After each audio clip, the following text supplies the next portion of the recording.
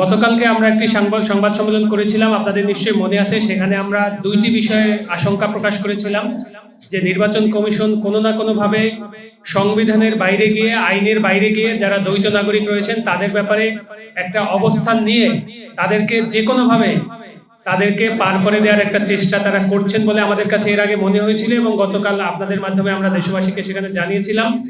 সেখানে আমরা স্পষ্ট করে বলেছিলাম যে এই ঘটনাগুলো ঘটছে বেসিক্যালি একটা বড় কারণে, সেটা হলো বাংলাদেশ জাতীয়তাবাদী দল বিএনপির 20 জনের বেশি প্রার্থী যারা সরাসরি দ্বৈত নাগরিকত্বের যে সাংবিধানিক বাধ্যবাধকতা রয়েছে সেগুলো পরিত্যাগ না করেই চান্স হিসেবে তারা মনোনয়নপত্র সংগ্রহ করেছেন।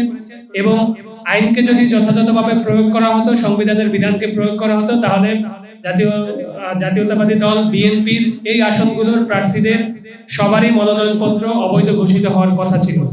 কিন্তু আমরা নির্বাচন কমিশনের পক্ষ থেকে দেখেছি তারা এই জায়গাটিকে জায়েজ করার জন্য তারা নতুনভাবে তারা আইনকে ইন্টারপ্রেট করার চেষ্টা করেছেন, যেটি তাদের কোনো এখতিয়ার নাই। এটা আমাদের শুনানিতেও আমরা বলেছি, একাধিকবার বলেছি, আজকেও আমরা কমিশনের নজরে এনেছি, এবং আমরা এও কমিশনের নজরে এনেছি যে আপনারা যে কয়জন কমিশনার বসে এখানে এই বিষয়গুলো সমাধান করছেন, আপনাদের নিশ্চয়ই মনে রাখা দরকার যে আপনাদের পিছনে আমাদের 1400 শহীদ যারা হয়েছেন তারা কিন্তু আপনাদেরকে দেখছেন যে আপনারা ন্যায় বিচার করতে পারছেন কিনা।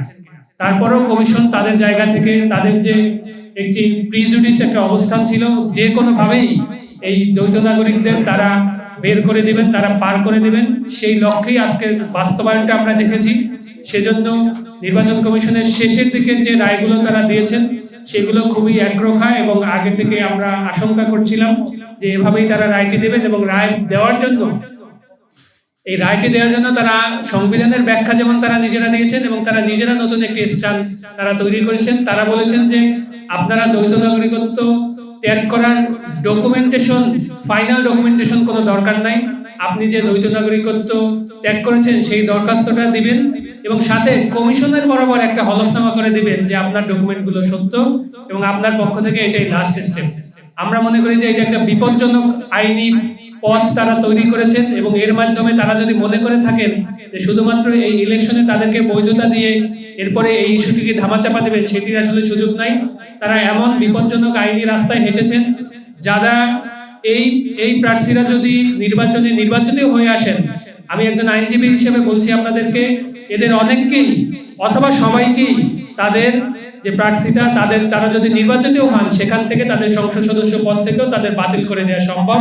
এজন্য রাজনৈতিক দলগুলোরও উচিত, যারা তাদের সাথে নিজেদের দলের সাথেও মিথ্যা গোপন করেছেন এবং তাদেরকে এই তথ্য গোপন করে দ্বৈত নাগরিকত্বের বিষয়টি গোপন করেছেন অথবা প্রপার ডকুমেন্টগুলো সাবমিট করেননি, তাদের এই মনোনয়নের ব্যাপারে একটি সতর্ক থাকা।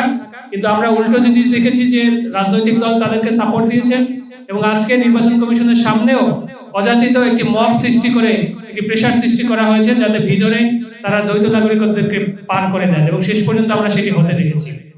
দ্বিতীয় যে বিষয়টি আমরা দেখেছি, অনেক ঋণ খেলাপিদের ব্যাপারে আইনে স্বীকৃত, অর্থাৎ গণপ্রতিনিধিত্ব আদেশে একটি স্বীকৃত সংজ্ঞা আছে যে ঋণ খেলাপি কারা। সেখানে আপনারা জানেন যারা ঋণ গ্রহণ করেছে, কোনো প্রতিষ্ঠানের যদি এমডি হন, পরিচালক হন, অথবা কোনো ঋণের গ্যারান্টর হন, তারা কিন্তু সবাই ঋণ খেলাপির, ঋণ গ্রহীতার সংজ্ঞার আওতার মধ্যে পড়ে। কিন্তু নির্বাচন কমিশনকে আমরা দেখেছি এই আইনের প্রতিষ্ঠিত সংজ্ঞার বাইরে গিয়ে যারা গ্যারান্টর তাদেরকে তারা এই ঋণ খেলাপের সংজ্ঞা থেকে বের করে দিয়ে তাদের নিজেদের মতো করে অনেক বিএনপির প্রার্থীদেরকে তারা বৈধতা দিয়েছিল। সেটিও আমরা মনে করি যে আইনের দিক থেকে বড় একটি ব্যত্যয় ঘটেছে, এবং প্রসিডিউরের এখানে অনেক ঘাটতি রয়েছে।